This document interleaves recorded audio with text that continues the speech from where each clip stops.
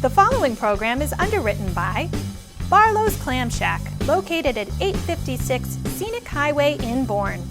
Barlow's Clam Shack, where the seafood is always fresh.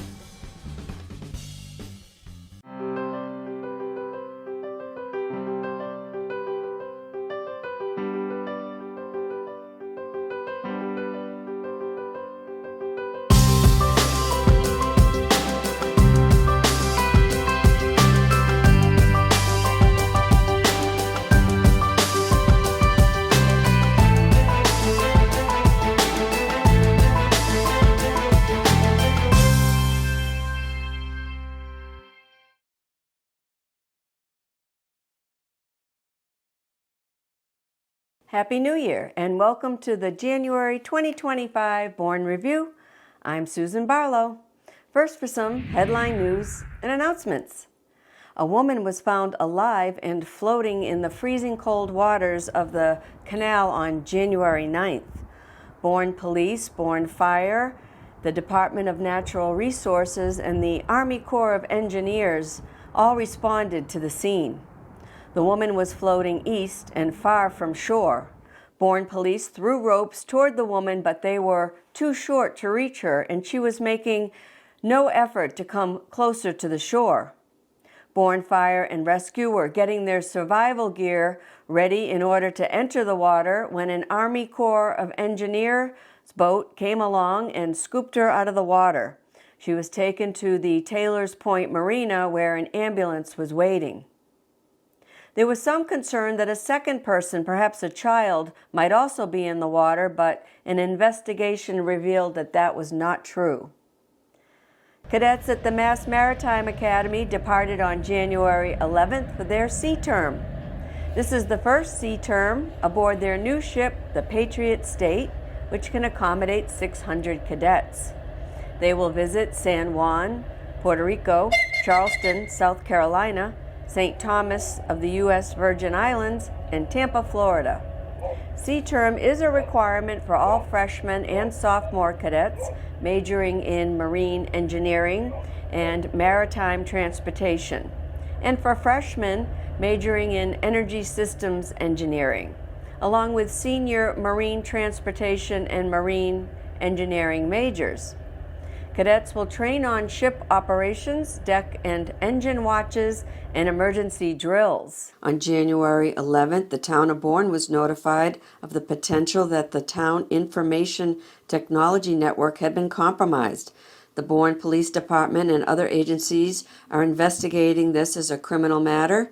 911 was not affected, and Bourne Police and Bourne Fire remained fully functional. Bourne voters unanimously approved the purchase of land, which was formerly the site of Spencer's Nursery at 171 Clay Pond Road. The vote was held at a special town meeting on January 6th at the middle school gym to appropriate $1.75 million from the Capital Stabilization Fund to purchase the land and build a new fire station. Select Board member Mary Jane Mastrangelo said, "It is the area of the South Side identified by the fire department as providing the best response times throughout the South Side, and it is close to the area with the most frequent calls." On January 7th, Warren's Harborview, a new restaurant located at 59 Main Street in Wareham, held its grand opening. It's opened for lunch and dinner Wednesday through Saturday from 11 a.m. to 9 p.m. Chef Jax Texera creates an amazing Sunday brunch buffet from 10 to 3, complete with a shrimp-filled ice sculpture, a prime rib carving station, omelets to order, eggs Benedict, chicken and pasta dishes, French toast or pancakes, bacon, sausage, hash, home fries, and an array of desserts, including several gluten-free desserts. The restaurant is named after longtime restaurateur Danny Warren. Reservations can be made at their website or on the Open Table app or by calling 508-722-1612. Cape Cod Hospital has been classified as a Level 3 trauma center. It has worked toward achieving this designation for years. People suffering traumatic injuries from a car accident, cycling accident, gunshot wound, or a fall, etc., had to be airlifted to one of the Level 1 trauma centers available at several Boston hospitals, or go by ambulance to one of the Level 2 trauma centers at the South Shore Hospital in Weymouth, St. Luke's Hospital in New Bedford, or the Good Samaritan Hospital in Brockton. Trauma centers designations are awarded by the American College of Surgeons, with Level 1 trauma centers offering the most resources and specialized care. Residents of the Pocasset Mobile Home Park are moving closer to becoming owners of the park after a nearly 5-year struggle against Crown Communities LLC, who are also trying to purchase the park. When Bourne resident Phil Austin decided to sell the park, Crown Communities LLC made a cash purchase and sale agreement for $3.8 million. When the residents were notified of the impending sale, they formed a nonprofit, the Pocasset Park Association, and gathered signatures from residents in order to exercise their right of first refusal to buy the park. Signatures were questioned and a nearly 5-year lawsuit ensued. The case has now been sent to the Barnstable Superior Court, and park residents are hopeful that the court will rule in their favor and they will be owners of the property. Now for our top stories. The Association to Preserve Cape Cod has released its annual State of the Waters report. 90% of coastal embayments received a rating of unacceptable. The cause is nutrient loads, the accumulation of nitrogen and phosphorus, which lead to algae blooms robbing the water of oxygen and killing plants and sea life. High nutrient loads stem from Title V septic systems, which are the traditional septic systems not designed to remove nitrogen, along with stormwater runoff that contains contaminants from automobiles as well as lawn chemicals and fertilizers. The good news is that our drinking water quality is rated good to excellent. Governor Maura Healey took steps this past year to protect the Cape drinking water supply by preventing the Army National Guard from building their proposed multi-purpose machine gun range on top of the Sagamore Lens, the sole source of drinking water for the Upper Cape. As you can see from the map showing the coastal embayments, most are rated unacceptable. Andrew Gottlieb, president of the Association to Preserve Cape Cod, says the worst ones are the Wacoit Bay System in Falmouth and the Popponesset Bay System in Mashpee and Barnstable.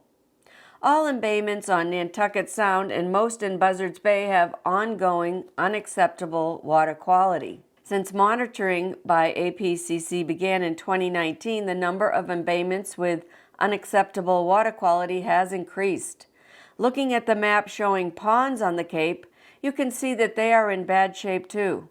28% of the 138 ponds graded in 2024 have unacceptable water quality, which has remained fairly steady over the past 6 years.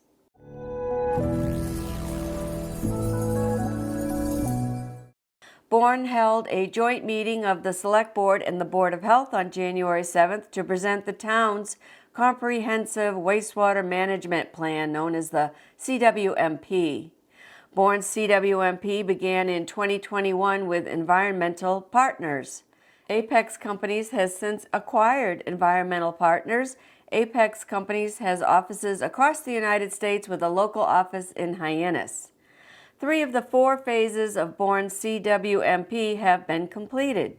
The plan is most easily found on the townofbourne.com website. There you can link to the MEPA, which stands for Massachusetts Environmental Policy Act, to review and comment on the plan. The comment period will end on February 7th.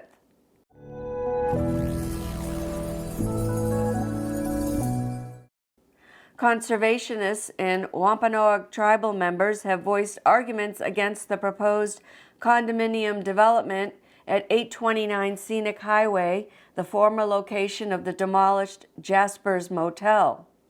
Conservationists are concerned about the endangered box turtles, and spotted turtles, and tribal members are also concerned about stormwater runoff contaminating Boundary Pond and the Herring River, damaging the already stressed herring population. The proposed development is located at one of the tribe's villages and is directly adjacent to Burying Hill, the tribe's largest burial grounds. Multiple Herring Pond Wampanoag tribal members have testified that there are undoubtedly native burials at the site. On Tuesday, January 7th, the Bourne Select Board referred the matter to the Cape Cod Commission for review as a development of regional impact at the request of the Herring Pond Wampanoag tribe. Here's what's happening downtown. At the December 12th Planning Board meeting, plans for canal crossings were approved. It will have 2 5-story residential buildings with commercial space on the first floor. It will consist of 132 condominiums with a rooftop space and 3,000 square feet of commercial space on the first floor. There will be 50 one-bedroom units, 53 two-bedroom units, and 29 three-bedroom units across the 2 buildings. A total of 10% of the units will be affordable. Proposed amenities include a 2-story clubhouse with a pool and pool house, a co-working lounge, a club room, and a package room, a fitness space and a private event area, a golf simulator, and an outdoor barbecue area and a bocce ball court. Here's what's happening at the library. The Upper Cape Camera Club held a reception for their show, The Villages of Bourne, on January 10th. 16 photographers from Bourne, Falmouth, and Mashpee are exhibiting 37 photographs under the theme Villages of Bourne. Participating in the exhibit are Janine Lavoie, Frank Fernino, Karen and Michael Teeley, Barbara Hecker, John Maurer, Milt Williamson, David Lance, Ken Cano, Claudine Riley, Carol Knox, Lisa Rudy, Sam Gutter, Mike Clem, Daniel Long, and Greg Anderson. A perky pairing, a talk by Kim Larkin on chocolate and coffee, made for a delicious and interesting talk to a full house on January 15th. Thank goodness the coffee was decaf. Kim created a wonderful display of coffee brewing methods, and I learned a lot about different types of coffee, the history of coffee, where it grows, how it's harvested and roasted. We are working on your library. We have a lot of work, ladies and gentlemen, and we are doing a library feasibility study. You probably have heard about this.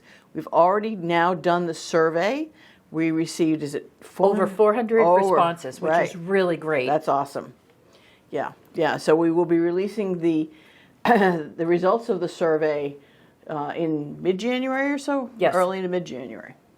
And stay tuned, because the next phase is going to be public participation workshops. Yeah. That's an opportunity to come in and talk to us about why you wrote certain things, why you didn't.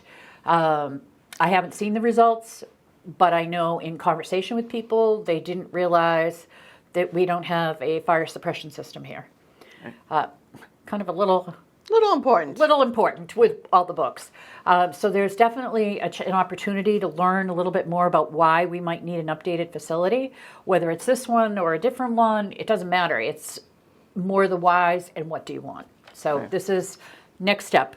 We'll also be offering tours, and that will be released probably in the next 2 weeks.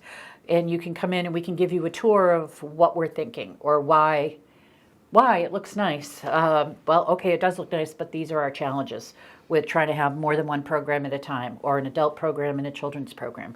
We don't have enough space to do that. Yeah, we have mechanical issues, we have electric issues, we have all sorts of issues. Space Structural issues, space issues. So we got issues. So well, speak for yourself. Anyway, stay tuned, and we'll see you soon. Happy New Year. Happy New Year. Over 400 people tuned into the virtual presentation held by the library called Keep This, Toss That by Jamie Novak. Miss Novak has appeared on morning television shows, podcasts, YouTube, and has a book of the same title. The Bourne Recycling Center is open 7 a.m. to 3 p.m., closed on Tuesdays. Don't forget, you will need a new dump sticker for 2025. Be sure to bring a current tax bill or lease, car registration, and an ID such as a driver's license. You can pay by check, Visa, or MasterCard only. If you're trying to declutter, please remember that textiles, meaning clothing and other fabric products, are no longer allowed in the trash. There are containers at the Bourne Recycling Center specifically for textiles, as well as containers in the parking lots of the Bourne Public Schools. But if clothing is in good, usable condition, please think of donating it to one of the local charities and thrift shops, such as, to name a few, the St. Vincent de Paul, located at 5 Armory Road next to the police station, St. Margaret's Attic Treasures, located at 143 Main Street in Buzzards Bay, the thrift shop located at the Bourne United Methodist Church, located at 37 Sandwich Road, the drop box located in the parking lot behind the Bourne Food Pantry at 121 Main Street. And there's a thrift shop specifically to benefit veterans located at the Uptuxet VFW across from Gray Gables at 180 Shore Road. The Bourne Council on Aging, located in the Bourne Community Center, offers a wide variety of programs for seniors 60 years and older. The Bridge Cafe with Jean Lanahan will host a very special Valentine's Day luncheon on Wednesday, February 12th at noon. Tickets are $10. Space is limited, so head on down to reserve your spot. Jean Lanahan will be holding 2 more cooking classes in February, on February 6th and February 13th. February 6th is almost full, so you might want to try registering for the 16th. AARP Senior Tax Aid is taking appointments. Call the Council on Aging office to schedule your appointments. They're filling up fast. 508-759-0600, extension 5300. LGBTQ Life Changes Senior Support Group, a 6-week support group in person, facilitated by Diane McCarthy, will be held Thursdays, March 20th through April 24th from 2:30 to 4 p.m. in the Bourne Council on Aging. Call the COA to register. The Visiting Nurses Association will hold a men's fitness class with Matt Smith on Monday at 9 a.m., February 3rd through the 17th. Pre-registration is required through the VNA, so call the VNA directly at 508-957-7423. You can get fit and stay active at any age. There's lots more programming at the Council on Aging. You can see a listing of their activities at townofbourne.com/Council on Aging. Here are some wonderful photos taken by area photographers showing the beauty that surrounds us.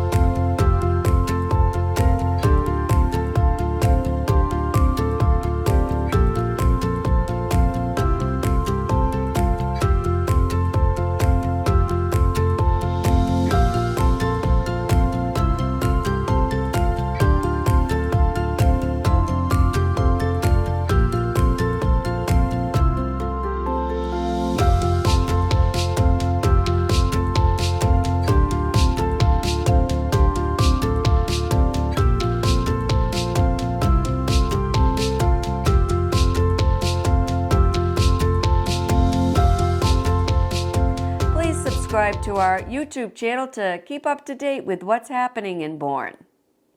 Your company or organization could become an underwriter. It's a great way to spread the word about your business or organization. Send an email to info@bournetv.com for more information. Well, thanks so much for watching this episode of the Bourne Review, and I'll see you next time.